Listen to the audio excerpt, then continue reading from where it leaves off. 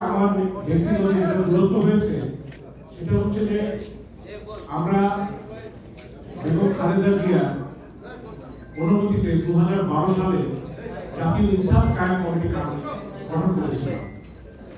সেই ইনসাফ কায়েম কমিটি যখন আমরা পুনরুজ্জীবন করি এবং আমরা বলেছি যে ইনসাফ কায়েম কমিটি একটি গণ অভ্যুত্থান করতে চায়, যেই গণ অভ্যুত্থানের সঙ্গে সকল রাজনৈতিক দলগুলোর সহযোগিতা থাকা প্রয়োজন।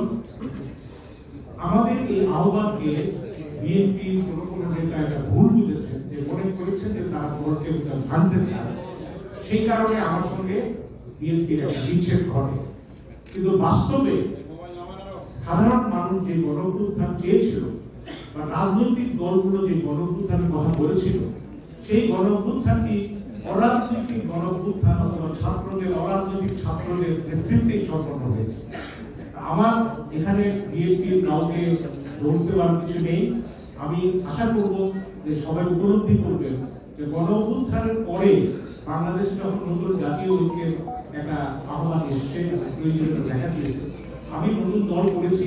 কারণ আমাদের ভিতরে কতগুলো উপলব্ধি আছে, সেই উপলব্ধির সঙ্গে হয়তো বিএনপি তার খানিকটা দূরত্ব থাকতে পারে, কিন্তু বাংলাদেশি জাতীয়তাবাদ আল্লাহর প্রতি অবিচল আছে, এগুলোর ক্ষেত্রে আমরা দূরত্ব দিই। হয়তো কৌশলের ক্ষেত্রে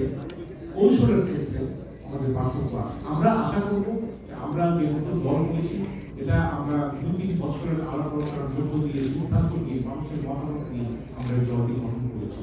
এবং এটা বিএনপি আমার ব্যাপারে যে পদক্ষেপ নিয়েছে, সেই ব্যাপারে আমার বিএনপি কিছু বলার নেই। ধন্যবাদ। দলের সংক্ষিপ্ত পরিচিত হচ্ছে যে পিবি। আমরা নির্বাচন কমিশনে নিবন্ধনের জন্য আবেদন করব এবং সেই সময় আমাদের গঠনতন্ত্র, আমাদের লোগো, প্রতীক, পতাকা সবগুলি আমরা সেখানে জমা দেব। সেই জন্য আমরা কিছু সময় চাচ্ছি, যেহেতু নির্বাচন কমিশন আরো 2 মাস সময় বাড়িয়েছে নির্বাচনের সময়সীমা, আমরা সেগুলো আমরা অবশ্যই আমাদের পরিকল্পনা আছে, সবকিছু আমাদের। একটা প্রশ্ন দিয়ে কোন রাজনৈতিক সুবিধা আদায়ের জন্য আমরা নির্বাচনটি দল গঠন করিনি। 2024 সালের যে নির্বাচনটি হয়েছে, সেখানে অনেকে বাধ্য হয়ে নির্বাচনে অংশ নিয়েছে। আমার ব্যক্তিগত ক্ষেত্রে বলতে পারি, আমাকে গোয়েন্দা সংস্থা তুলে নিয়ে আমার বিরুদ্ধে 70টি মামলা, সেই মামলার একটি রায় ঘোষণা করা হবে, এটা ভয় দেখিয়ে করেছে।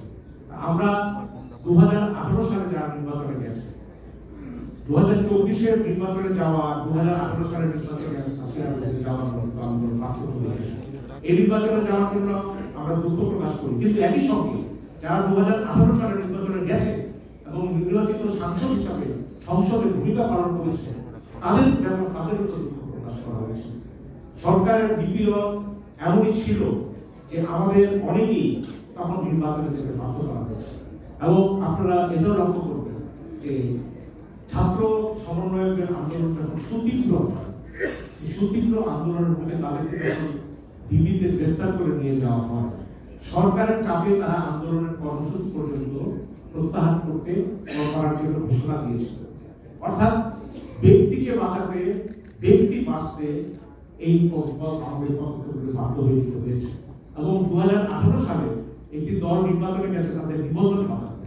অর্থাৎ আমি মনে করি এখন সামনে যে জাতীয় ঐক্যের আহ্বান আছে, যারা ফ্যাসিস্টদের দোসর গণহত্যায় অংশ নিয়েছে, মানুষের উপর জুলুম করেছে, তাদেরকে বাদ দিয়ে নতুন জাতীয় ঐক্য করতে আমাদের সবাই